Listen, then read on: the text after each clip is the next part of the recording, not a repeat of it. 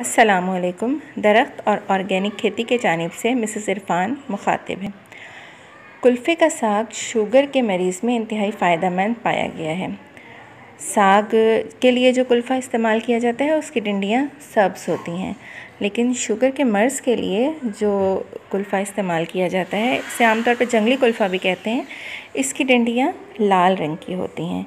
इसे आम साग की तरह पकाकर खाया जाता है और इंशाअल्लाह इसके इस्तेमाल से इंसुलिन से भी निजात मिल जाती है।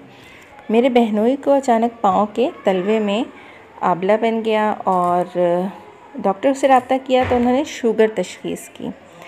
तलवे से मुर्दा खलिए निकाल दिए गए, यहाँ तक कि उनकी हड्डियाँ नज़र आती थीं और दवाएं वग़ैरह भी इस्तेमाल हो रही थी। साथ साथ उन्होंने कुल्फ़े का साग इस्तेमाल करना शुरू किया तो अल्हम्दुलिल्लाह अब उनका पाँव बिल्कुल ठीक है और वो चलते फिरते हैं और ज़ख़म मुकम्मल भर चुका है।